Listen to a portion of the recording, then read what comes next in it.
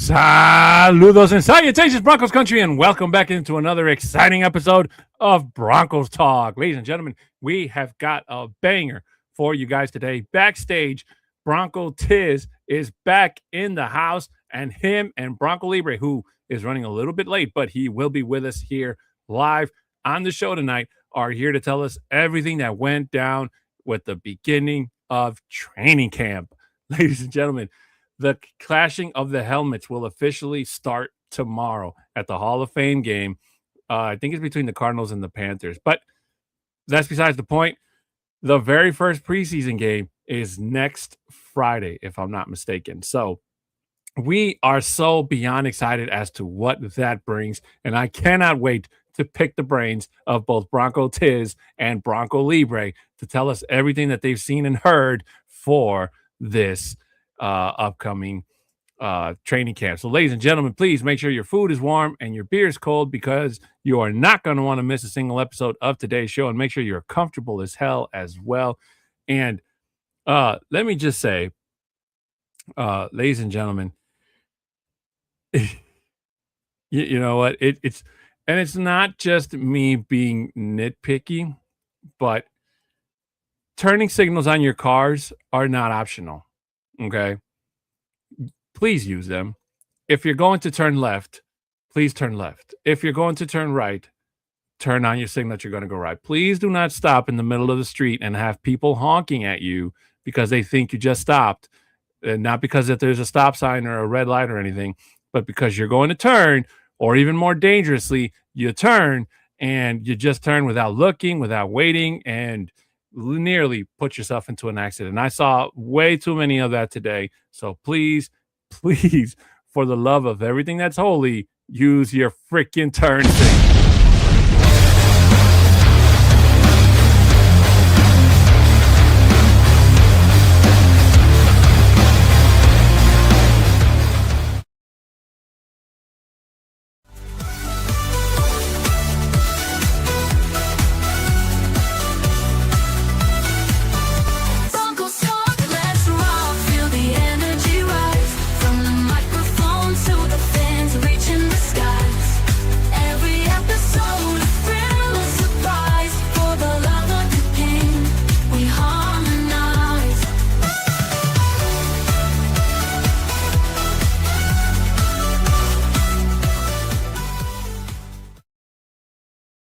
And welcome back in, ladies and gentlemen. My name is Adan Diaz, and normally joining me to my left or right, depending on which direction you're watching, would be my co-host, Bronco Libre, but unfortunately he is running late, so he will join us later on during the show. So I do have Bronco Tizz waiting backstage, so I can't wait to bring him on. But before we do, guys, there's a couple things we got to get out of the way before we get started with today's show. If this is your first time here, welcome in. If not, welcome back. First of all, we would like to ask you for your support here on the Orange and Blue Network by showing it. If you can subscribe, share, comment, and like on this and all the other shows that we have here on the network. Guys, I know we were off last week, but it was for good reasons. And we have expanded our network yet again. Please, after this show, go show your love and support to the Wild Wild West podcast that just joined the network last week, and they are going to be on every single Wednesday right after us. So we cannot wait to have you go and meet up with them. And Richie Rich, for those of you that don't know, used to be my co-host here on this show. So when I tell you that guy knows his stuff, that guy knows his stuff. So please comment and like on this. If you heard anything that you heard us say, whether it's me, Bronco Tizz, or Bronco Libre when he gets here, hit us up in the comment section. Let us know what your opinion is, and we will get back to you ASAP. Your support is greatly appreciated. And that was me hitting the wrong button. I accidentally hit the intro. Hey, that's my bad, Johnny. My bad. See, this is why Johnny has us rehearse these things, because, you know, the good thing is he ain't here. He doesn't watch our show. That's how much he loves us. Audio listeners, regarding what platform you're listening us to, please, 5-star reviews are very much appreciated. And if you would like, you could send us the screenshot of that review, send it to our socials, and Libre and I will be more than happy to read them off the air just for you guys. My Twitter handle is at a 6'10" Mexican. Bronco Libre is at Bronco Libre 5280. Guys, today's show is sponsored by W. If you don't know what W is, it's got no sugar, no calories, no maltodextrin, no fillers, and no artificial colors. It's formulated with nothing but amino acids, B vitamins, and nootropics, including the patented neurofactor nootropic, which is the caffeine that's derived directly from the coffee fruit. As we like to say around here, it is all the good stuff without all of the bad. And to show you guys just how awesome W is, if you use the code OBN10, you'll get 10% off your order at checkout. Again, that code is OBN10 to get your 10% off your order at checkout. Shout out to W for being a continued sponsor of this and all of the shows here on the Orange and Blue Network. For any business inquiries, you can email at broncostalk2020@gmail.com. Shout out to our audience and listeners and viewers on TikTok and on YouTube. Guys, if you have a comment and question as well, feel free to ask us. And if we don't get to it, please do not be offended. You can always hit us up on social medias and get your comment or question answered. And we will be more than happy to answer them ASAP. Also, we are also sponsored by Lily's Beauty Salon, located at 11776 Kearney Way in Thornton, Colorado. 80233 is the area code. Their business hours are Monday through Tuesday. They're closed, but Wednesdays and Saturdays at 9:30 a.m. to 7:30. She's got you hooked up. And then Sundays from 9:30 a.m. to 5 p.m. If you're interested and you want to look your very best in the Colorado area, please contact Lily at 720-210-7996. Again, that number is 720-210-7996. And it is by appointment only. And please go and tell her that the guys over at the Orange and Blue Network sent you to go and look your very, very best. And thank you, Lily, for being a continued sponsor of all of us here at the Orange and Blue Network. We very, very much appreciate you. Also, guys, there is a giveaway alert. In case you haven't heard, we are giving away a signed Nick Bonito mini helmet. And all you have to do is subscribe on YouTube. When this network reaches 1,000 subs, they're going to pick one random viewer to win that signed autographed Nick Bonito helmet. Now, again, unfortunately, we here at the network, the employees, are not able to win it, which totally sucks. So it is all your benefit to gain. And please, just a quick reminder, please have your YouTube profile on public, not private. If your YouTube profile is on private, you will not be able to be notified if you won. So please make your profile public on YouTube, so that way when we get to the 1,000 subs, you're automatically entered into the raffle to win a Nick Bonito mini helmet. Brought to you guys from the guys over at the Orange and Blue Network. And ladies and gentlemen, that would be a fantastic thing to have on my mantle. Let me just tell you. When I tell you that I'm jealous, I am freaking jealous. Again, when we reach 1,000 subs on YouTube, we're going to be giving away a free Nick Bonito mini helmet. All you have to do is make your YouTube profile public and follow us on YouTube, the Orange and Blue Network. Whew, man. And then the show schedule. Ladies and gentlemen, here's the show schedule going forward for this season. Please keep in mind that all times are in Mountain. Orange and Blue Blitz, Mondays and Fridays at 11 a.m. Mondays at 7 p.m. We have the Broncos Bros, because do you even Broncos, bro? Know what I'm talking about? Tuesdays at 7:30, we have the flagship show, Nothing Rhymes with Orange and Blue, at 7:30. Wednesdays, just before we go live at 6, we have the Mile High Symposium going on at 2:30 p.m. For those of you that are Rockies, Nuggets, and Avalanche fans, as well as Broncos fans, they got you covered. And then I mentioned earlier in the show that we are now having the Wild Wild West podcast. Follow us at 8 o'clock. Is it 8 o'clock? I think it's 7. It's 7. I'll get back to you on that. But they go on just as we're getting ready to go off the air towards the end. So I think it's 7 Mountain, 8 Central, 9 Pacific.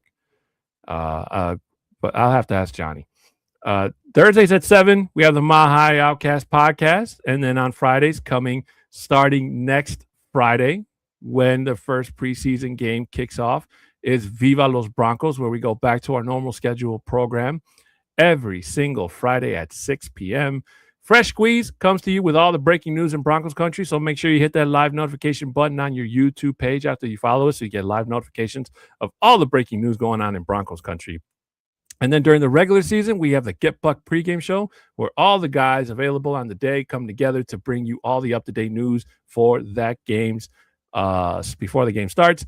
If you're not able to watch it, no problem. The Bucking booth has got you covered with all the play-by-play action. And then the post-game show, which is the Buck Your Feelings post-game show, where we all come back together and go over the day's results. The good, the bad, and the Bucky is discussed. And then we look forward to the next week's showdown. That's a little bit harder to do without Bronco Libre. I don't know why. But ladies and gentlemen, without further ado, please help me welcome back our guest and our good friend. Ladies and gentlemen, he is the Bronco Tizz. Hey, what's up, man? Hey, Bronco Tizz, welcome back, my friend. How have you been? Been great, man. Been great. I was there with Bronco Libre at practice on Friday. It was a great experience, man.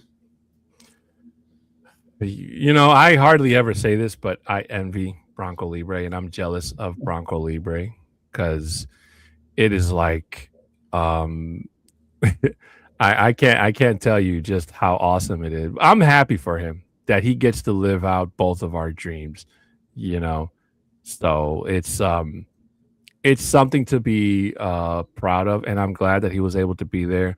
I know we did unfortunately have to cancel our show last week, so that way he wouldn't be in such a hurry, because I know he was going to be with you and all that stuff. So he did send us a couple pictures, and probably before he got super drunk. But is there anything you can tell us, any tidbits you can give us about what you saw day one? About what I saw day one, there's some really good stuff happening. I mean, number one, the defense looks great. They looked awesome in camp. A couple things. Mims looked great. He looks. I mean, if they use him, they got a hell of a player right there. And Marvin Mims, he made a few house calls in that practice. Bo did. I didn't see anything unusual from Bo. Looks like he recuperated from the injury, so hopefully we have the old Bo back. And the other thing is he was scrambling around in practice. He was moving around. I think he made a comment about that he's not going to be scared to run. He didn't look scared to run at all in practice. It was a great practice and it was packed. I mean, I'm pretty sure just about every person that had a ticket showed up because those bleachers were packed for practice. Is there, and maybe you would know anything about this. Yesterday, there was something going around that supposedly Nick Bonito hobbled to the locker room. Do you know anything about that? Did you guys see any of that go down at training camp? I wasn't at training camp yesterday. I got a few friends that could, so I didn't see. But I mean, from the reports I could see, Peyton said that he'll be fine. He was actually on the field. He just wasn't in pads today from the reports from what I've seen. So I mean, it looks like it's just something that wasn't too bad, but that it looks like he'll be fine. I'm telling you, Bronco Tizz, there's just something about, and this isn't just with the Broncos. It's as soon as training camp starts, like as soon as you see a player mentioned, and especially if it's Denver, like you just take like the deepest breath and you're like, please don't let it be grim news. And as soon as they started talking about, he was limping, like it just spread like wildfire. And what I mean by that is just that people were making all these types of guesses, like, Nick Bonito blew out his ACL. He's done for the season. They should trade him, blue. And it's just like, bro, we in Broncos country have got to relax, man. Like jumping to conclusions is probably one of the worst things we as a fan base do very, very much, and but I'm glad to hear that it's nothing serious, because it's giving me like Dre Greenlaw vibes from last year, where they're saying, oh, he was going to be fine. He's going to be okay. We'll see him week one. And unfortunately, we were just kind of dragged through the mud in terms of, well, now it's week 2, now it's week 3. Then they took him out, and then we didn't see him till like what, week 5, week 6. And then by then, it was already like it was nowhere near guaranteed what we were promised to see, like what we saw in Hufanga. Hufanga, and I was telling this to one of my Uber passengers today, as a matter of fact, has been worth every single penny. And I am so glad that they were able to go get a player like him. And the way he's been balling out, he balled out last year, was just amazing. So, did you see anything from Hufanga during training camp? Um, he made a couple plays that no, I mean, of course it's practice, and his real thing is getting the big hits and the big plays, which you don't tend to see as much of in training camp. But I can't say for sure that I noticed anything specific about him that he did. I mean, but you're right. Last year, he was just that huge player. He made the big hits. He was there at key times. Kind of reminded me of Steve Atwater in his prime. And if we got that type of player, I mean, we got a steal for him with him. Yeah. So, is there anything that you saw on the opposite side that was concerning to you? Like, hey, and maybe not so much off the rookies, because the rookies are going to be the rookies, but anything that you saw that kind of made you, I don't know if worry is the right word, but kind of, let's say, concerned about, hey, this might be an issue going into the season. I mean, I really didn't. It looked like they were all on the same page. Looked like the team was all playing together. I mean, about the most I could say is looks like there is going to be a competition between Stidham and Sammy Slingler for that backup role. Looks like Ooh. it's not being it's not going to be handed to Stidham this year. So he's going to have to go and earn it from what I see. That Stidham didn't looked all right, but he didn't look great. Sam Slingler may have looked a little bit better in practice on Friday, and then I noticed Saturday and Monday they started giving Esslinger reps with a second team. So that'll be something to watch in camp. Very important spot to see who takes over that backup spot. That's crazy to hear, Tiz. And I only say that because I always fancied what's his name? Stidham. Stidham, thank you. I always fancied Stidham as the favorite for Sean Payton. Because again, you got to remember that Stidham was the guy that Sean Payton tried to sell us time and time again. When the Broncos were going with their whole ordeal with Russell Wilson, and he was trying to sell him like, oh, you got to give this guy a chance. Stidham is the future. We're not gonna, he's gonna help carry the Broncos into the whatever the next vision that they had.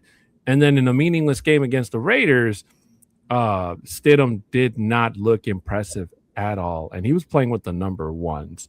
So the fact that Sean Payton sees something in him that we're not seeing in Broncos country, and we were really hoping that he could do the impossible last year and beat New England and help take the Broncos to the Super Bowl. But unfortunately, that didn't happen. And with that, I know it's not all on Stidham. It's you can also, there's blame going around for Sean Payton as well. However, Stidham did have what most backup quarterbacks don't have in this league, and that's time to prep. He had over a week. Most backup quarterbacks only literally have seconds, while they warm up and everything that they practice during the season and all that stuff. So I would be surprised, actually. Let me reiterate that. I would be surprised if Ellinger takes the backup role from Stidham, and then the Broncos decide to hang Stidham up for, trade bait, or maybe even cut him all together. Yeah, I don't know if they're going to cut him all together. I'm guessing he'll be part of this team, or he'll be traded. I guess it's just something that we'll have to keep an eye on and see. But I mean, he was given a tough spot. He did have a whole week to prep, but he had no live reps for over 2 years. No actual meaningful reps for over 2 years. In What did you see from the running backs? Did you see Coleman out there? How did he look? RJ Harvey looked pretty good. Coleman, we seen a few plays from as well, but I think our RJ Harvey looked really good. That's one guy I know had a little bit of explosiveness. And then the thing I didn't see a whole lot of McLaughlin, so I'm kind of wondering if he may be a camp casualty, or that let's see exactly what happens with him, especially with Jonah Coleman coming in. Might just be a numbers game for him. Yeah, you beat me to it, man. I was about to say in the highlights and the couple of videos that I saw, I did not see McLaughlin anywhere. So I was wondering if maybe he just wasn't a part of what they were showing, the video package, or what the deal was. So I will say that's a little bit concerning. And I kind of feel bad for McLaughlin because McLaughlin has been a part of this team for quite some time.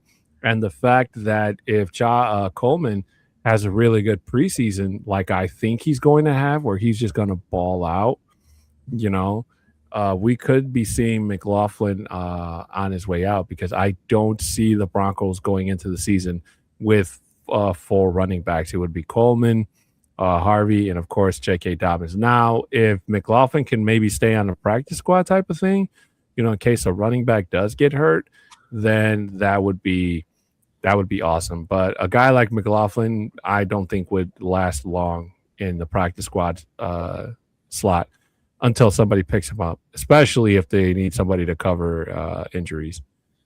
Yo, Bronco Libre. What's happening, Broncos country? Thank you for starting the show without me. I was at the Rockies game today with a company outing, just getting home, and now we are here to talk about the Broncos. Let's go. Well, Bronco Tizz was bringing me up to speed, Libre, but you're more than welcome to throw your 2 cents in as to everything you saw and experienced. We were talking about the running backs. The running backs, let me tell you. Jonah Coleman, me and George were talking about this on Saturday, because me and George went to the training camp on Saturday itself, and talking about Coleman.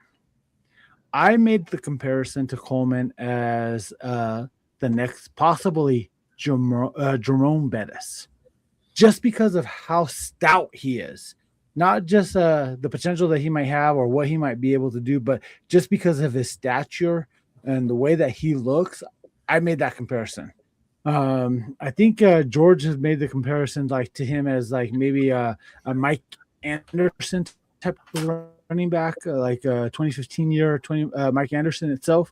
So, but being able to have that running back that's going to be able to run between the tackles is going to be the type of running back that we're going to need this year, especially coming from Coleman. But the way that J.K. Dobbins was talking, I don't know if you heard it. More than like you guys heard it. Broncos country has already heard it itself, where he is ready to go. He was born to be a Bronco. That's what he's saying, that this is the team that he wants to play for. But the way that he talks about how he's going to be healthy this year, he's going to play all 17 games, for the year itself. That right there, that is a type of running back or type of player that you want to hear from the players that are on your team talk about that type of atmosphere. He's already saying, hey, I'm going to be healthy this year. I'm going to be there for every single game. Yes, even though the national narrative has on him and what his history has proven that he does not play a full year, but JK has that mentality, that dogfight that I love to hear from a player from our team itself. Mm-hmm. But also, RJ Harvey is there in the mix as well. So what I also love about this as well is that JK is going to be really relying on what RJ Harvey is going to be able to do this year with that 1-2 punch, so that he's not going to be that number one true running back the whole year long. So he's going to be able to rely on RJ to go out there and be able to produce. And then we have Coleman that's going to be out there. So that's one thing that I love about seeing what we saw, especially over the weekend. Tizz was there on Friday with me at training camp itself. So, but being able to see that, being able to see this this running game. And then just some of the stuff that I just heard out of training camp today, even though the defense kept on kicking the offense's ass all day long, but they are dedicated to running this ball. And that is what I'm excited about as well, that they're going to be able to run and run and run. And that's what they're practicing right now, that they're a full padded practice, and that's what they're working on. That just excites me so much more than anything else in the world. And you know what? I think that our offensive line, because you know how I am, I'm an offensive line type of guy, that they are going to be able to produce and they're going to be able to run this ball. I'm hoping that we can have, going back to Terrell Davis days, the 2,000-yard rusher this year. And is it far-fetched? Not really. But is it going to happen? We're going to be close. But you know what? I feel that this offensive team is going to be able to be close, and they're going to be dominant this year, especially when me and George were talking about this on Saturday, watching Quinn Miners pull and whatnot. Like having a Quinn Miners pull and creating a hole and whatnot for that offensive line and creating holes for these running backs excites me so much, and I can't wait for it to happen.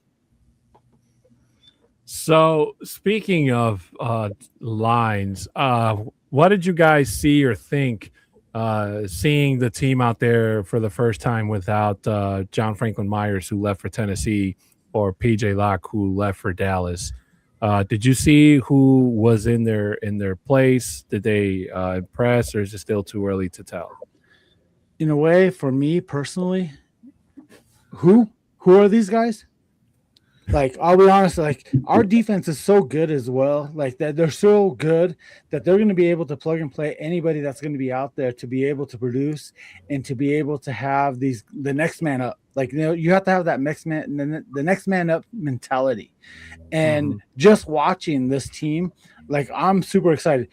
One thing that on Saturday, what we saw was York, number 42, Devion York, and Red Murdoch being on those inside linebacker position itself, being on the third team. Granted, it was a third team when we were seeing it, but we noticed that. And let me tell you, that's the future of this team. And I am super excited just being able to watch them, especially on Saturday. Let me tell you, like, first of all, why I like watched York a little bit more than I would have normally watched them. So every year, the Broncos, the rookies, go up to the stands where all the fans are at, starting to watch practice and whatever, and the rookies will start hyping up everyone. I don't know if you watched Broncos Bros on Monday, but let me tell you, York came up to your boy, Bronco Libre, and we played rock, paper, scissors. Granted, I lost to the rock, paper, scissors, which I'm kind of sad about, but we went rock, paper, scissors, and we both went scissors for the first hand. And then the second round, I went rock, and he went paper, and he beat me. But it's okay. But one thing that I have to say is, like, man, I told George right away, I was like, damn, this is some great content that we should be able to have right now, that me and him are playing rock, paper, scissors. But because they have the strict policy of no video, no photos or whatever during practice or whatnot, so that's the only thing that sucks, and that we weren't able to get that type of content out there. But George can definitely attest that he was there, he witnessed it, and it was freaking fire. That's all I got to say. But overall, like, going back to your question, honestly, I'm not worried about this defensive side of the ball. We have people that are going to be able to plug and play, minus these guys that we're missing that we let go over this offseason. Is anything to add? Anything to add? I think we're going to be fine. I think like he hit the nail on the head that we got players in place to step up for these guys. PJ Locke wasn't even a starter. I mean, he made a few plays, but I think we're going to be fine with York and with some of the other players we have ready to step in. I think it just gives the younger guys a chance to step up. Let's see what someone like Savion Jones can do on the team. And I know, chat, we haven't been ignoring you, so please don't feel like it. We're just so excited to talk football again. Juan Marquez saying, "What's up, Broncos country? What up, Bronco Tizz?" D-Rock jumping in saying D-Rock, Adon, Libre, and Antonio saying salutations to all three of us. My high salute to you, What's gentlemen. happening, D-Rock? Welcome to the live, brother. And then the Libre cheer section, Arcadia and Braylon saying hi, Libre. What's happening, Los Borregos, the goats in the house? My boo-boo and yeah, welcome to the live. And then look at this. With Tim Dog. Friday was a blast. You know what, Tim Dog? Thank you again for showing up to the practice with me on Friday. It was freaking phenomenal. I'm just so happy that I was able to provide you that type of opportunity that you were not able to experience. And I love that for us. And then Infinity Soulmate coming and saying, Libre, we're calling it now. 15-2, 2026 official prediction. I love it. So just so you guys are all aware, I'm going to be going on live tomorrow night with Tim Dog on the Mile High Outcast podcast right now, here tomorrow at 7 p.m. Mountain Standard Time. And we are going to have a special guest with Infinity and Soulmate coming on with us as well. So please enjoy the show tonight. And then again, come in tomorrow and we'll definitely have a great show tomorrow as well. You know, Libre, I was telling Tizz at the start of the show that, you know, I was really happy to see all the pictures and stuff you were able to share with us in the group chat. And just seeing you out there with the fans and the people and you just living the best, bro. Like, I'm telling you, that just makes me so happy to see.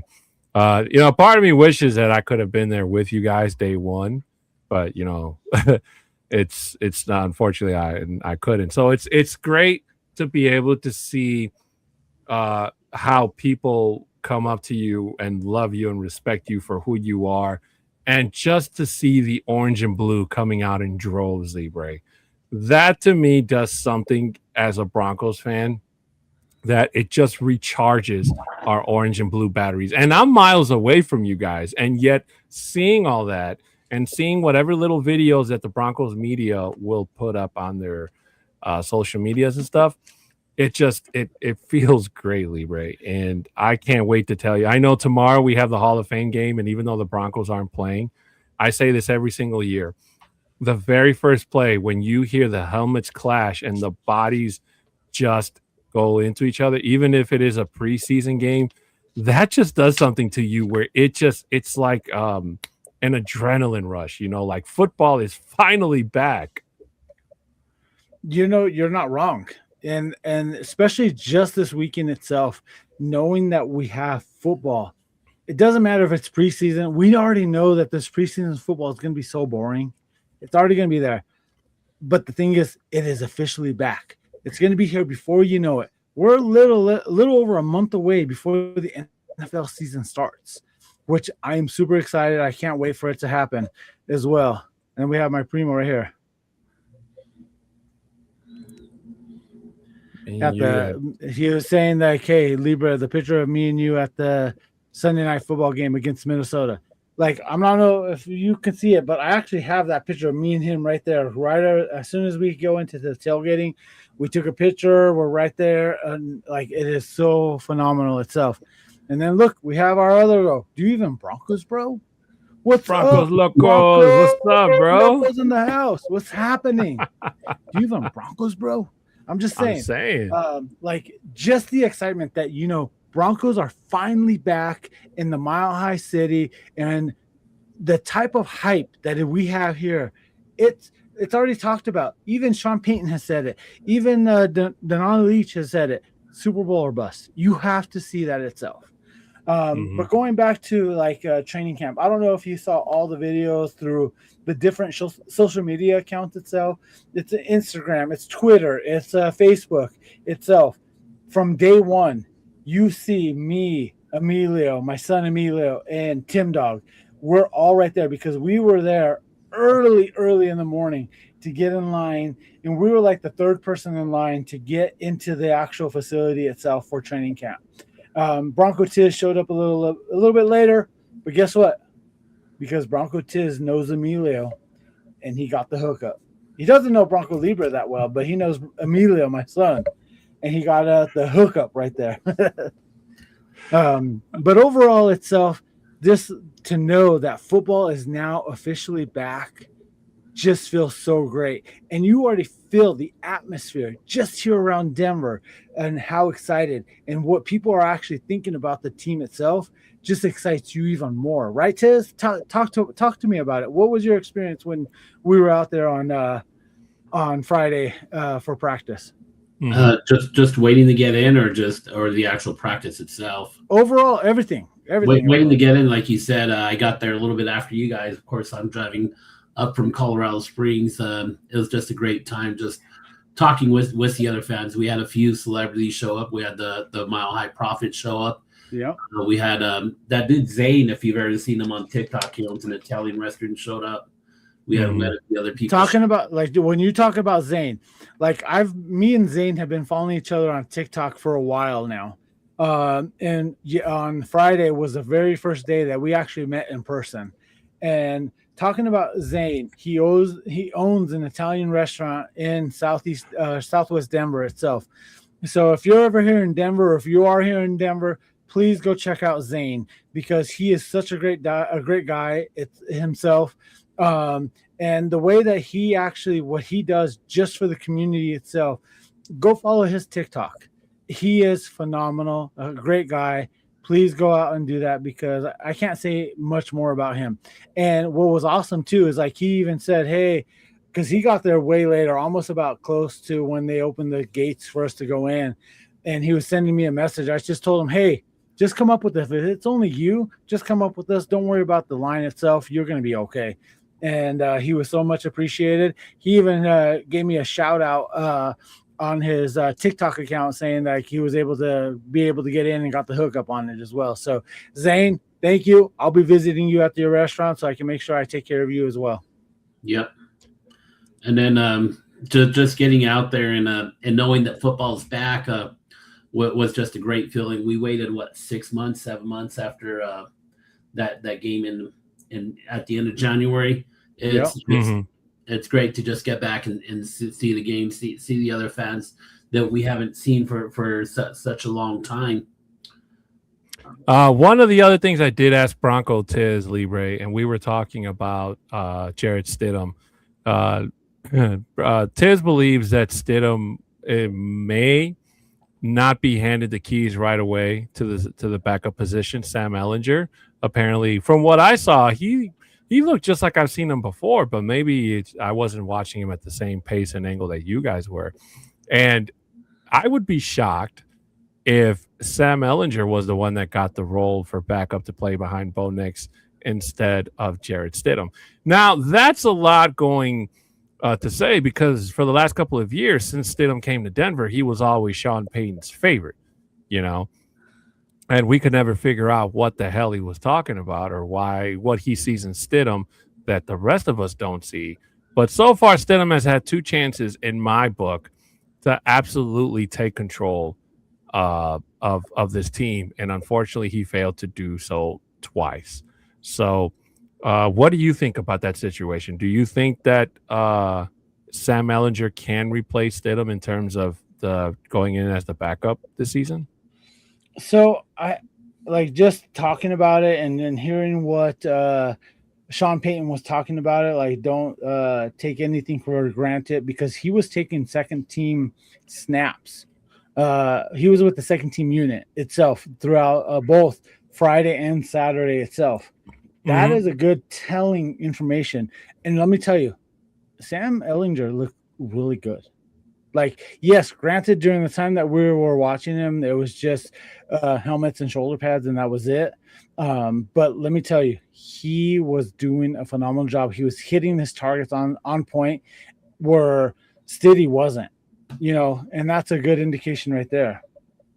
But today, right away, the narrative after today, when they were full padded practice and so forth, that Sam was actually hitting some of the wide receivers on point and all that.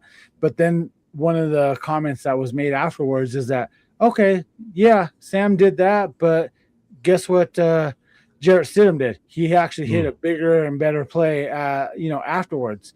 But being able to say that Sean Payton says don't look into much of it being him taking second team reps as opposed to third team reps or whatever, you have to look into that a little bit, because that is a good telltale of what's happening. But me and George, if you ask George, me and him were actually talking about this on Saturday. It's like, and I was even myself was saying, what is holding Sam back? There's something that's holding him back, that he's not the number 2 quarterback right now on the team. And then he goes out and does all that stuff. But I still feel as well that Stiddy still has, I think, a slight edge above him right now. But it looks like he might be going in and actually producing going out there and producing, so that he's going to be there and competing for the number 2 spot. So we talked about, yes, we do not, quote unquote, have a quarterback fight right now, but kind of we do. We have that fight for the number 2 spot. And I think Sam Ehlinger is actually putting in a good camp right now, as of right now, for Stiddy to say, hey, you better get this on the roll, because you might be on the outs and not make the team, and you have to be on the practice squad or whatnot. So overall, Sam has actually been producing a little bit more. It's just that I also told George, I said, what is he missing? What is that element that he's missing, that he's not that true number 2 as of yet? And again, it could be answered during this training camp right now. And I hope that that's the case, because that's what I want him to fight. Because how long has he been on the team already? 3-4 years, at least when Sean Payton's been here, that he's been on the team, but then he's been cut, and then he's been on the practice squad. Okay, so I think that with him fighting this year, this could be the year that he might be elevating himself to say, you know what, here I am. This is what I can do. This is what I'm going to be able to do for the team. So I feel like that's going to be the good, focus of this offseason right now during this training camp, between who's going to be the true number 2 quarterback for us. And a follow-up question, Libre. Did you see anything throughout training camp? Did you see any player where it kind of made you worry, like, hey, if this isn't addressed or, tuned or done something about, it could probably be a really big issue going for the Broncos going into the season? Yes. And this has been consistent for at least the 3 days leading up to when we were there. So we had the practice that they had before the fans were there. And then I saw it on Friday. I brought it up, and then we saw it again on Saturday. Our number 1 draft pick, Jahdae Barron. Oof. He has been struggling with that position itself right now. I don't know if it's just because of he's just lacking just because of who we have right now on the team on the offensive side itself. But I think Jahdae Barron has been struggling during this camp right now. And if he's going to want to turn it around, especially coming into year 2 for him, he needs to step it up and get going, because he could be quick on the out itself. Even though you're a number 1 draft pick, you're going to be a bust at number 1. But he was struggling big time. Tizz, did you see anything of that caliber with Jahdae Barron? I mean, I know Jahdae Barron. There's a little bit of talks about it. You're right. He's not there, but of course he's got a lot of people in front of him before we even get to him. But yeah, I know he's not there. I know there's talks about, there was a rumor out there that they're going to look at moving him to safety, which at this age would not to be the best thing for him. It's usually don't move corners to safety unless they can't play that position, or unless they're getting older at the end of their careers. You're either a corner or safety when you come into the league. You're typically players aren't both right away. So but yeah, there was rumor, but I think Sean Payton did shut it down pretty quickly that they're not moving him. So he's going to have a good spot at this position. You know what? I really do hope that doesn't really happen, because there were rumors that, Riley Moss could have possibly been on the trading block. And if that was the case, then the Broncos would have been able to, just move Jahdae Barron over to that cornerback position, and they would have been fine. So moving him to a different position, I hope not, because that doesn't always translate well.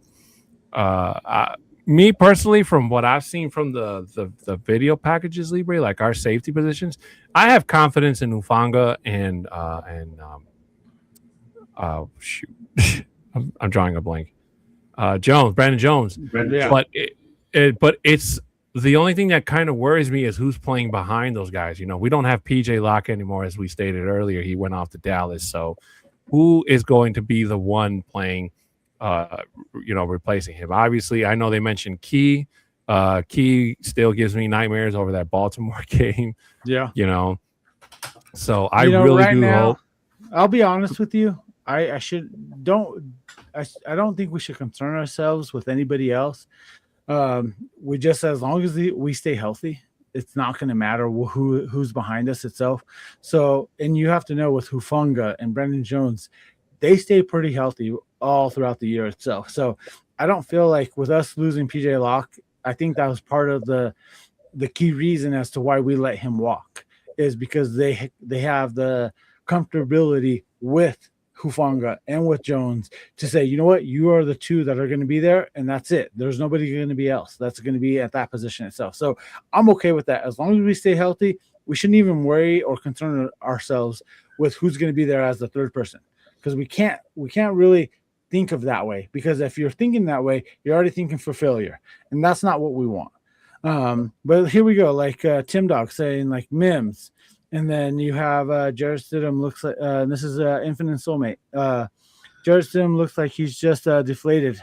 However, today at practice, he hit a few good plays.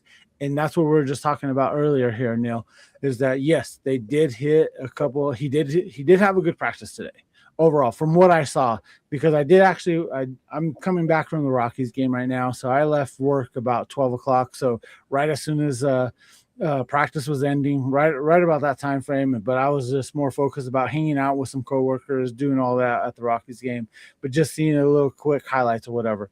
But let me tell you, I'm gonna say this right now: Mims has showed up for this training camp so far. He has done a phenomenal job as being part of maybe that third receiver or fourth receiver being on the team itself.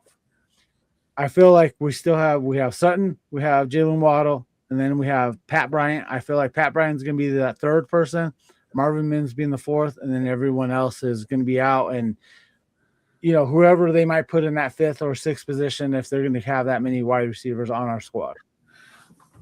The only player I didn't really see anything out of was J.K. Dobbins. Was he there at camp, or did Broncos media just not post any of his highlights up for me to see? JK was there. He actually was. You know what? I'll be honest. Like, it was like you said, it wasn't like spectacular. Who we did see that had some good plays was RJ. Coming out of the back. RJ, I do remember seeing. Yeah, coming out on the swing on some of those passes itself. But I do feel like it's okay, because they're keeping. I feel like they might be doing it for a reason, keeping them under the wraps, keeping them down low, keeping them the DL itself, so that when week one happens and so forth, they're going to be like, oh, where did he come from? Like, why is he this good? Sometimes you see teams might do that because we do have so many players on this team that people are wanting to know more about, and JK might be just on that back burner where he's just kind of the forgotten player, but he's going to be there and he's going to burn people for big plays. I will say, though, I was so pleasantly surprised to see Bo out there in action. Like, you couldn't even tell that anything happened to him. His form, his throwing ability, everything about Bo still looks fantastic. It looks like he didn't miss a step, which is really good, because one of the things that I was telling Bronco Tizz that's really bad about our community is, for example, the whole Nick Bonito thing. That he went limping to the locker room, and that there was a possible injury, and then everybody in Broncos country just started jumping the gun. People saying he tore his ACL, something wrong with his leg, he was done for the season. The Broncos should trade him. yada yada yada. And it took Sean Payton to have to come out at a conference and put out all the flames and say, hey, look, he's okay, he's nothing serious, he'll be good to go, it's all good. So we as Broncos country need to stop jumping to conclusions and always think of the negative. I know sometimes it's how we're wired, and that's because we love this team a lot, and when we see something like that, we already think everything's over. And some of us are still not over that championship game from last year. And the good thing is that time heals all wounds, Libre. So we'll be okay as long. But again, love seeing Bo Nix out there. Hopefully, once this preseason kicks off, I can't wait to see what some of this Davis Webb offense is going to look like. Even though he's going to run it with 2s and 3s, I have full confidence in Sam Ehlinger, and it should be a big, big, great thing to see of great things to come this season. So going back to Nick Bonito, Tizz, did you hear any information about today about Nick Bonito? I mean, they said he didn't practice. He wasn't in pads, but it looked like he was, from what I heard, he was actually on the field. He was walking through like with Sutton and some of the other guys that weren't practicing. No, and you're exactly right. So the good news is that it doesn't seem to be very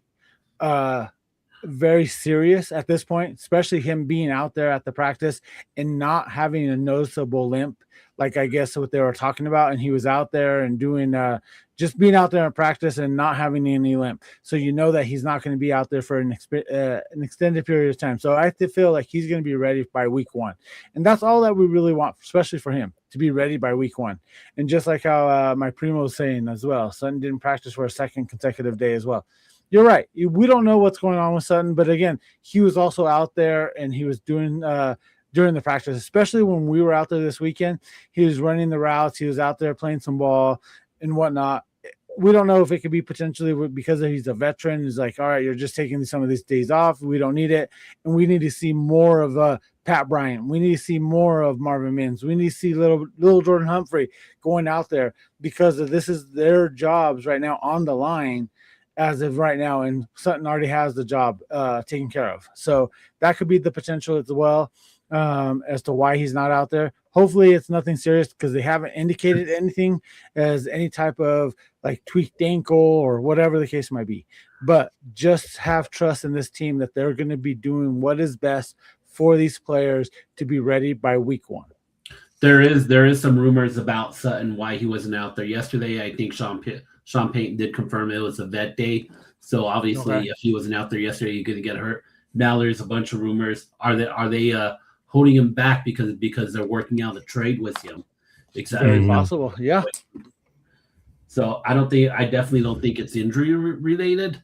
I don't know if they're talking to somebody, but I mean, a lot of times, like we said earlier in the show, Broncos country just does turn conclusions, and there's a few people that trade question mark.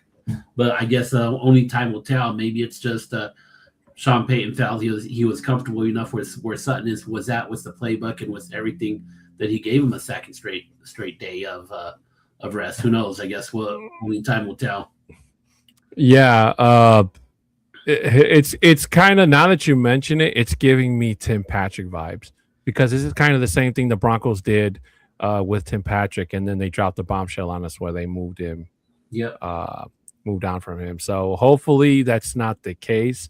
I would like to see Sutton end his career as a Bronco, but unfortunately, we've seen wide receivers in that same spot unfortunately get moved. We saw him. We saw Demaryius Thomas, rest his soul. And did Emmanuel Sanders? I know Emmanuel Sanders left, but he went to the Saints and Buffalo. He actually played for Sean Payton. Yeah, he played for Sean Payton. No, I meant to say if Sanders was traded, but I think he just never re-signed with Denver. I'm trying to remember off the top of my head. Yeah, I think he just never re-signed. Yeah. And then Juan Marquez, you made me Google Jalen Waddle because I freaked out. And yeah, he just had muscle tightness. But Coach Payton said that he's fine. They just pulled him out of precaution. So please don't give me a heart attack like that. Well, and again, I think part of it is why you don't see anything else coming out of it. He walked off on his own without like the trainer itself, but then they never returned after the 2-hour mark, even though they practiced for 2.5 hours. Because trust me, like all the other people, like the DMVR crew, the Vic Lombardi, they're all saying, "Oh, Jalen Waddle just left practice and he hasn't shown back up."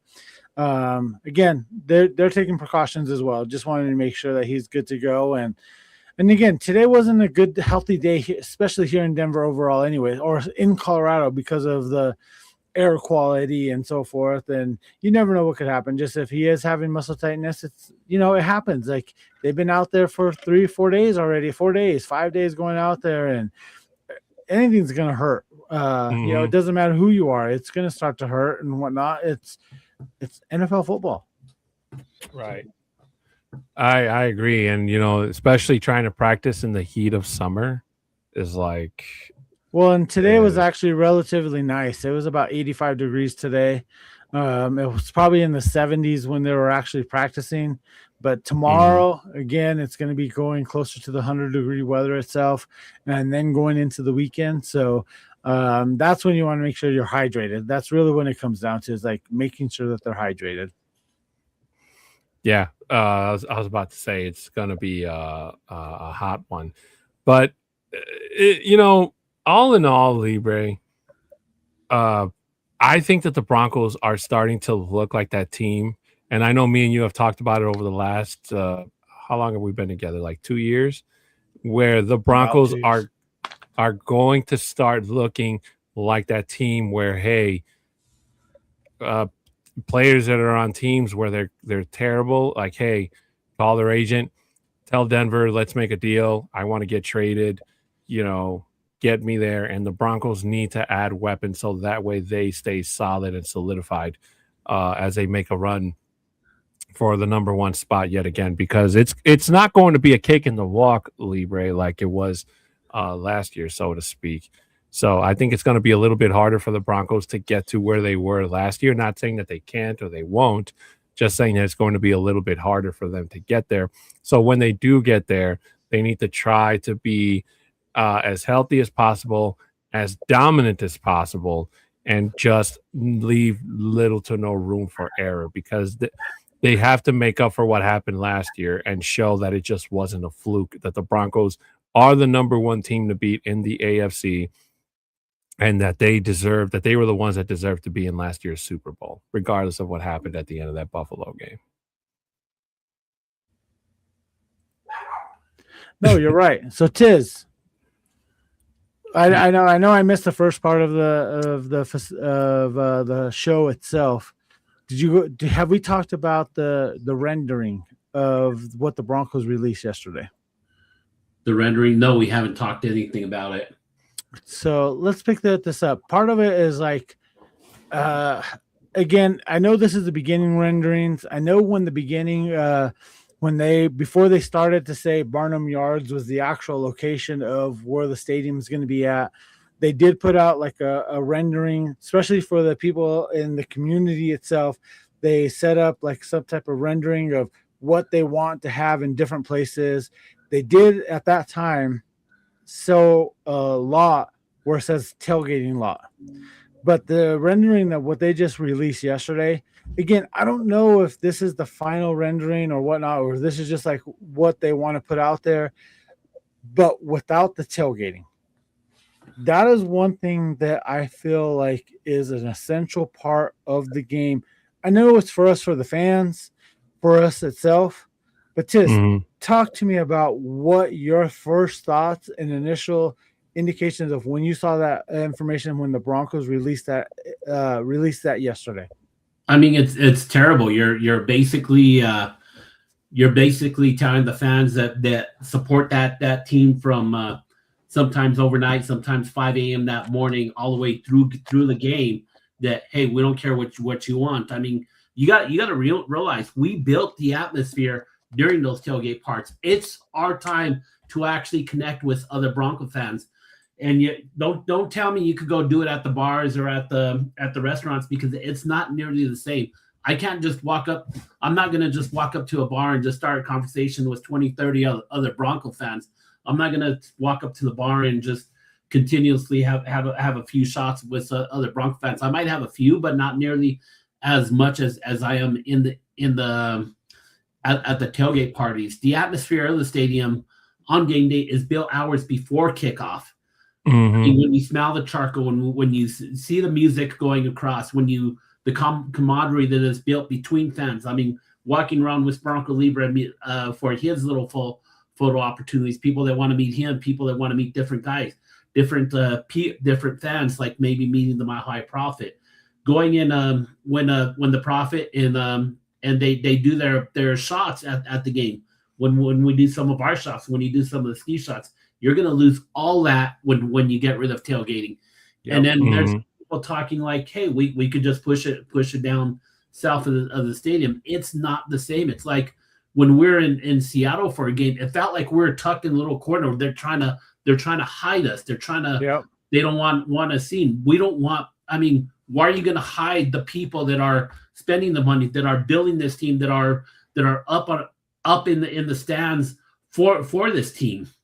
Basically, we're the ones out there building the vibes for the stadium, and you're going to go tuck us away in a corner and tell us, hey, we want our corporate entities up there. We don't want you guys. That's exactly what they're telling us. They don't want us. They want their corporations up there. They don't want the true fans that actually built the vibes. We're the ones that built the vibes for that stadium. It's not going to be as loud when kickoff started. It's not going to be deafening as you hear during the games right now. If you're telling us, hey, we're not going to have tailgating in front of the stadium, because you're going to limit how many people actually get to interact with other fans. Yep. I mean, people that are walking through that didn't go tailgating, they pick up a little bit by walking through and seeing exactly what's going on at the tailgate parties, because they get to see all the tailgate parties as they come in, and it just creates a little more energy for them as well. Not to interrupt you guys, but just want to say real quick that since we're going into overtime, it is now time for Broncos Talk Overtime.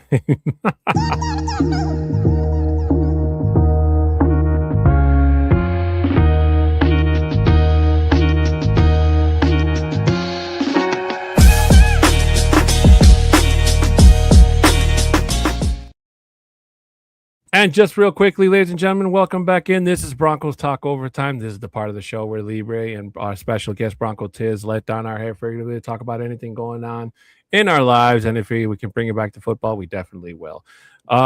If I can quickly chime in real quick, gentlemen. I haven't seen the rendering, but I do wholeheartedly agree with you guys that, and this is any stadium you go to, tailgating is a part of the sport.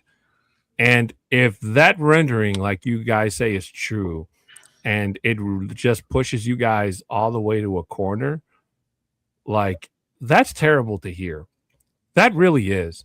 And I really do hope that if that is the actual thing, that they reconsider it and let the Broncos fans be the fans. Because the one beautiful thing about Broncos country is that wherever we go, whether it's a home game, whether it's an away game, Broncos country shows the F up.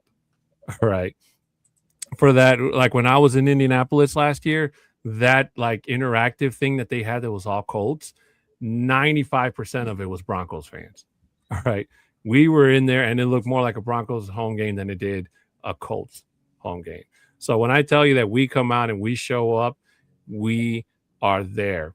Whether the team is playing like they are now fantastically, or whether it was living in a world of suck like we had been the last couple of years, the love for Broncos country will always be there. So hopefully this is something that gets addressed before the stadium is starting being built and all that stuff. So hopefully the spirit of Broncos country is there every single Sunday throughout the stadium, and not just all thrown into one little space area or whatever. And I'm surprised you haven't seen it, because I know I shared it to the group text that we have as well. See it. Honestly, I haven't. Let me see if I can put it up on the screen real quick. Screen share. Don't shrink me, Libre. right? But I will say our new stadium is going to kick all the other stadiums' asses. So there's so do you see the stadium right there? Mm-hmm. Okay, so this is the new rendering itself. There we go. So look at how they have it set up right now. They have the north end, they have the village center, they have the turntable area, and then the south area. So the part of what they were indicating within this article itself, they said they talked to people in the community itself. Granted, they probably talked to got information from the people that live around that area, but they didn't talk about Bronco fans. They didn't talk to who has season ticket holders. So in the previous rendering that they had, when they had the initial community meeting prior to them being able to purchase the Barnum Yards itself, they had an area or location of a tailgating area, even though granted it was a small tailgating parking lot area for tailgating and whatnot. But when you look at this itself with this layout, there is nowhere here within this part that has shown anywhere being able to park. Yeah, you have these buildings that are here. What's going on with those buildings? Is it going to be a building like living facilities? Is it going to be where they're going to have restaurants, dining? Because I know that's what they want to build within that area. But this is going to be part of the issue with tailgating itself. Is there going to be an actual location for tailgating?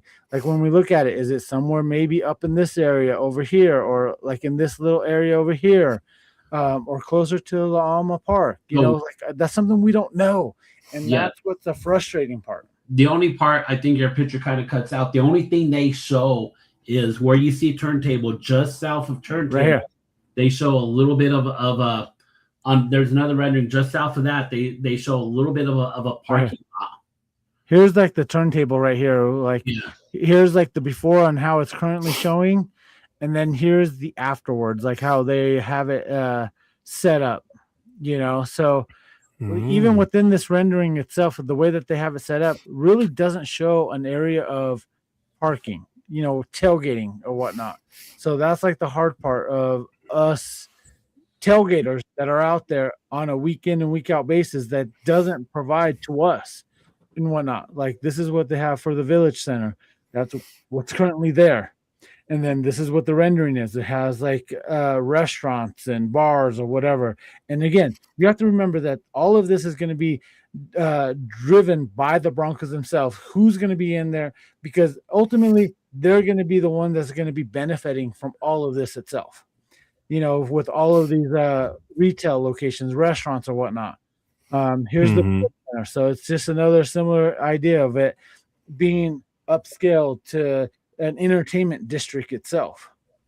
So that's the part that's going to be the hard part of it in general itself.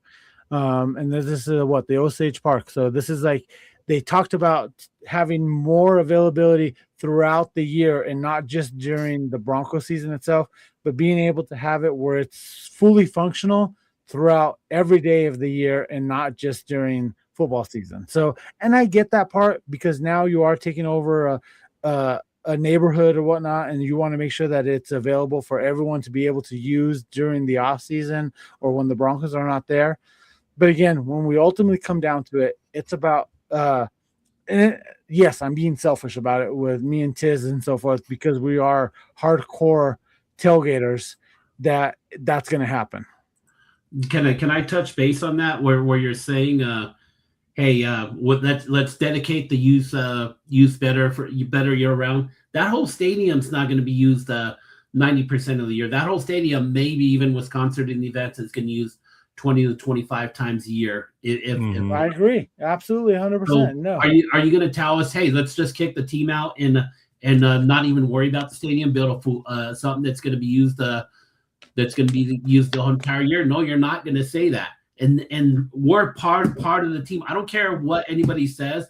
Those fans that are out there tailgating, that are coming out spending overnight to get a spot, or coming out at 5 a.m. to start tailgating when the lots open at 8 a.m. They're the ones that create that energy you see in the stadium. They're part of the reason why that team is successful. They're part of the reason why that team is here.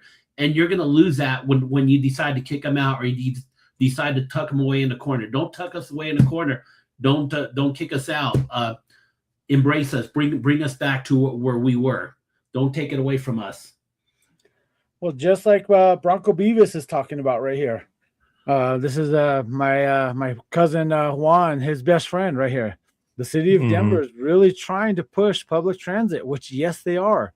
I know the big talks with the new stadium was increased with RTD access. And you're totally 100%, Beavis, that, yes, that is what they're pushing. They've been pushing that from day one. And I don't know if you have heard, but the Broncos and RTD were trying to push that the Broncos ride that they had prior to COVID, they're trying to push it up into this year. Where I think they fell short was the timing wise. So what they have talks that they're going to try to bring it back starting next year. So I think that's the initiative that they're going to be trying to do as well, is trying to get the fans to start using RTD and using mass transit to get to the stadium, as opposed to people coming in and driving in themselves. And that could be the narrative that's happening as well. But again, RTD is also struggling as well. So they're not in a position to be able to do that at this moment as well. And you know what? I mean, it's too many fans going into that stadium to try to ask them to bring in that many fans. Go look at it now how it is. If you're trying to take an RTD after the game with them having the parking spots, with them having the tailgating that they have. Look at it now. You're like a sardine in the sardine can if you're trying to get on a light rail after a game, or before the game it's a little easier, but after the game it's almost impossible. You're like a sardine in the sardine can trying to get back home after the game. Absolutely. And it's still going to take you about an hour and a half to get out of downtown with that. And then with me, I know with me trying to do that itself, I have to actually go from Mile High Stadium, where they currently have it at now, to Union Station, and then I have to transfer from Union Station to another light rail. What they failed to do as well during this time frame is, yes, they're right at the stadium. They do have it a little bit more consistent, where there's light rails that are going to be going out a little bit more, but they don't have those connecting trains at the other locations running a little bit more. So you're still waiting right now. For me, it takes every 30 minutes is when the train leaves Union Station up towards my house. And that doesn't change. That's still going to be the same thing. So it doesn't matter if I'm able to leave Union at Mile High Stadium on the light rail. I'm still waiting for my next connecting train to leave at its normal regular time, which that's part of why I feel like RTD is going to be failing at this point, or it's just because they don't have the means or the personnel to actually complete that type of transition. Well, I've never taken RTD, so unfortunately, I can't comment on it. But if that whole thing does go through, they are definitely going to have to really step it up, because I can tell you, as somebody who lives in Chicago, if you've ever seen a CTA train packed with not even Bears fans, but Cubs fans, like, they pack those to the gills, and the CTA has to have trains running like every 2-3 minutes, damn near one behind the other, just for the simple fact that people cram into those things. That's how RTD is right now. Yeah, that's how it kind of has for right after Broncos games. And then if you think about it as well, like, they also have the same train that's coming from Mile High Stadium that goes right by Ball Arena. So you're talking any concerts at Ball Arena, the Nuggets, the Avalanche, everything that's happening out of there as well is it's just a massive inconvenience with a lot of people in transit. And then here we go. My boy George, what's happening? Yes, they better not be taking the tailgating from us. And that's what we hope that's, part of the initial rendering of this. I hope that it's just showing as a concept of what they're trying to do within the area. But I do hope that they do create at least a tailgating area. Tizz right away yesterday was talking about the tailgating itself. Somebody from London, from the UK, was talking about well, this is just normal for us. We go and tailgate, and then we walk 25 minutes to the stadium. And then what's the funny thing about this, Tizz goes, well, we're not London. This is America, you know? So, like, that's not what we're accustomed. We're accustomed to be tailgating right outside the stadium. If you go look at any other stadium right now in the league, doesn't matter if it's new or old, there is parking lots right around the stadium that should be available for us. But if you look at that rendering right now, there's no parking whatsoever around the stadium. If it's okay with you guys, I just wanted to bring up a separate topic since we're talking about.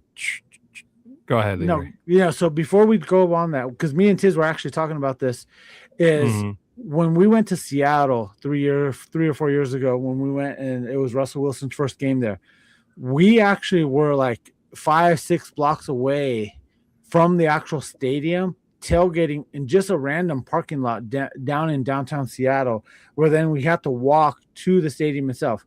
They do have parking that's at the stadium itself, but it's more for the ADA, which I totally get. I totally understand that. And I think that's part of the compliance or whatever. But we don't want that here in Denver. Yeah, when we're there at that stadium, it felt like we were in a little pocket, like they were hiding us away. Yeah, and that's where I come up with that part, because you got buildings all around us, and we're in this little tiny parking lot in this little corner behind some buildings. Yep, it's exactly what it was. Well, hopefully it doesn't come to fruition. Fingers crossed. So just what George was saying, you can't tailgate in Vegas. Honestly, like in Vegas, they do have tailgating. I've seen it. I've seen videos. I see how it set up. So there is an area where they do come tailgate, but it's not like right there by the stadium, but it's like still close enough than what you can think of. It's just not like right there at the stadium. It's like maybe a block away or whatever, but it's right there because I've seen it. I've seen videos. I was in there, people posted. Yeah. So I do know that they can't. I did in Vegas. There's tailgating inside at the stadium. It's like right there. I mean, it might be like a block away, but you could definitely see the stadium from where you're tailgating up there in Vegas. Yeah. Yeah, I was there, so I would know. It was the windiest day in Vegas, if I'm not mistaken. I was used to it because I live in the Windy City, but people around me were just freezing. So I guess it was cold for them by Vegas standards. Just a breeze in the air. It really was. It really was. But no, the only other thing I wanted to touch up on was, since we're talking about training camp, I don't know if you've seen some of the other videos that I've seen from around the league from other teams. Their training camp is not looking very good, Libre. I think the two the worst ones that I saw were from Arizona, the Cardinals, and Kansas City. I was just going to say Kansas City. Not Patrick Mahomes, but Justin Fields. Literally his first play threw probably an interception that even I could have seen coming. So it kind of makes me realize or wonder or understand why they're trying to push Patrick Mahomes to play week 1 against the Broncos, which I don't think Patrick Mahomes, I don't care what his doctors say, that man he's not ready. should not see, especially against the taunted Denver Broncos defense week 1. They're setting themselves up for failure, and Justin Fields is looking to have a much, much longer season as a Chief than previously anticipated. Well, I sent you that video on TikTok about how Patrick Mahomes is already in midseason form. Yeah. And it was just I think it maybe have been not even a 7-7 drill. It's just like he received a snap from the center itself, and then the center was just standing there like crouched down a little bit, and Mahomes threw it to the back of his neck. Yeah. I was like, and I sent it right away, and I said, like, he's in midseason form already. I go, he's ready to go. And I'm like, that is not like, why would you put that out there as being in Kansas City? But again, and it's not just Kansas City, it was fans, because I saw different angles of that play itself. And he is not ready to go. I don't know if he's thinking of something else or what's going on. Like, I know, like, you still have a subconscious, like, you're still thinking about your knee, especially having the knee surgery and you're trying to get back. but having him ready by week 1, we're just a little over a month away. And is he truly going to be ready for this Broncos D? Because if you go and look at the videos that the Broncos have put out, this Broncos D is like all over it. Like they're putting pressure on Bo. They're putting that all right away. So when it comes down to it, I don't think this offense, especially their offensive line, is not going to be ready for this D for week 1. Yeah, I don't care what they say. I think that not only did they overpay for Kenneth Walker III, I don't think they're going to get the player that they think they got from what they saw in Seattle, because what Seattle has and what Kansas City has is night and day. Yep. I agree. But yeah, the only other teams that I can think, I haven't seen video on, but I just think are not going to be good in general, Libre, are the Vikings. I think the Vikings are really regretting picking up J.J. McCarthy, and them adding Kyler Murray does nothing for them. I don't think either one of them is the answer, to be honest with you. I'm trying to be optimistic about McCarthy because technically he did miss 1 season, but what we saw from him lately, it hasn't been anything that's like, hey, this guy was worth the first-round pick type of mentality, you know. And Jaden Daniels, meanwhile, is going the opposite direction of what he was his first year, and he's kind of like following in the steps of C.J. Stroud, if I'm being honest. So, and the only other team besides that, Libre, would be the Jets. I don't care what Geno Smith was playing like. It's the freaking Jets, man. And the fact that they think that they can pull out a championship team with Geno Smith, it's like, did they not see the Raiders play at all last year with Pete Carroll at the helm? Well, again, their chant is the best. JETS, suck. You suck. No, their chant's going to be ARCH, arch. Yeah, right? I guarantee we hear that at least once during the season. No, no, absolutely. And like I was telling Tizz earlier, I was talking to one of my passengers today. The Jets made Justin Fields the scapegoat, but Aaron Glenn should have been fired. He had no business going into there and trying to be a head coach of a team that needed somebody who knows what the F they're doing. And I'll be honest with you. And I know the Jets got a bunch of new fancy toys in this year's draft, and that's all nice and everything. But what's the point of getting them if you're not going to keep them and you're just going to trade them away, a la Sauce Gardner? You know. Look, here's a crazy thing that's just coming up right now, and Beavis is coming up saying the videos from Cardinals camp look awful. They might go 0-17. You know what? You're not wrong. I think because my manager at work, he's an Arizona Cardinals fan, and he has bets with his friends who are Bronco fans as well, saying who's going to have the better record. And he's telling them, he goes, I want at least a 5 to 6 game coverage on that, because I don't think they're like the Broncos are like I need that spread to be able to help compete, itself, because I think they're right now at 3.5 games. Tizz just at me on Twitter about the whole thing as well, about the new preferred site with the renderings are out and whatnot. But the NFL memes are showing and this is what I think Beavis is talking about, is the Arizona Cardinals might legendary go 0-17 this season.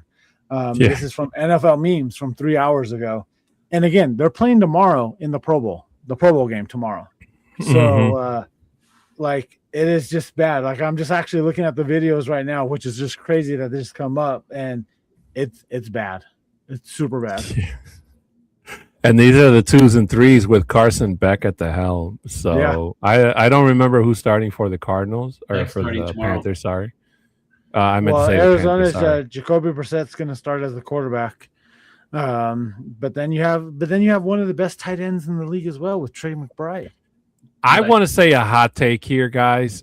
If I'm Arizona and I really have the bad season that I think they're going to have, they should ship Trey McBride. And if they do that, I think Denver should give them a call. Because if you could add a guy like Trey McBride to that Broncos offense, No, I agree 100% with that. Give them what they want. Hopefully they don't. For McBride. With our What receiver.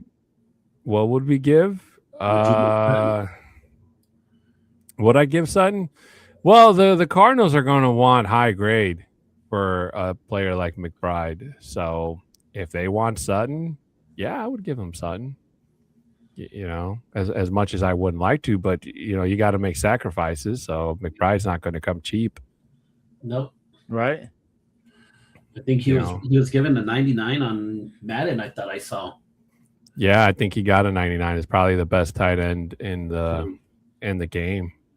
I'm pretty sure he carried a lot of people in fantasy last year. Yeah. Oh, absolutely he did. But you know, really quick talking about 99. Who does really actually talk about the Madden rankings and so forth? Because when you go back and look at it, how can you have PS2 as not the number one person out there, and you have a Patriot over him? Yeah. A Patriot over him. Christian Gonzalez, how can he be over PS2? You know, he was great last year, but PS2 has been great for the last several years. How can you still have Christian Gonzalez over him? Like I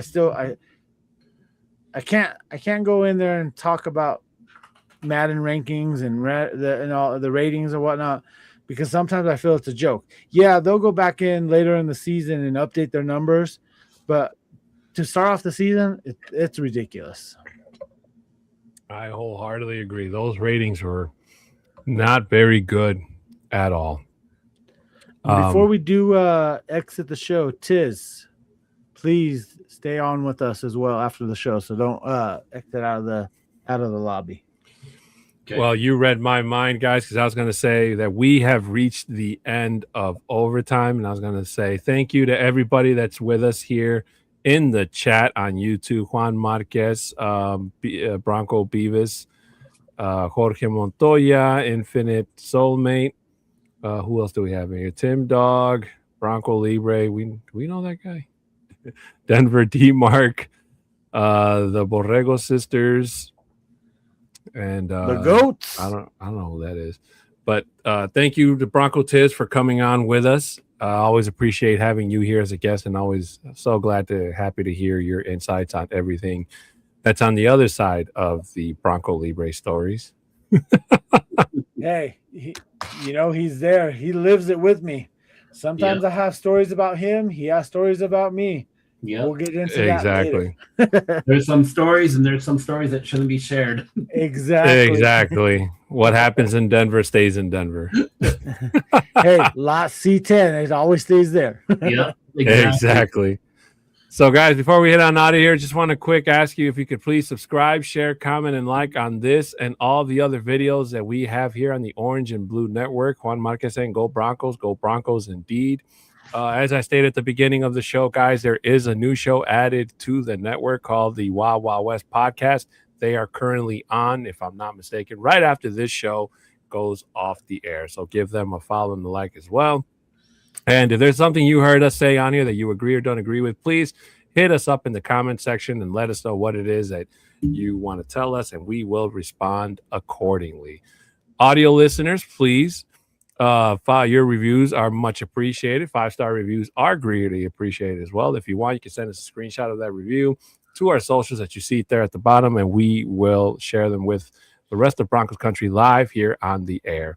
My Twitter handle is at 6'10" Mexican. Bronco Libre is at Bronco Libre 5280. And if you want to follow Bronco Tizz, he's at Bronco Tizz. For any business inquiries, you can email at broncostalk2020@gmail.com. Want to say thanks to our sponsors once again. W, if you use the code OBN10, you get 10% off your order at checkout. Again, that code is OBN10 to get your 10% off your final order at checkout.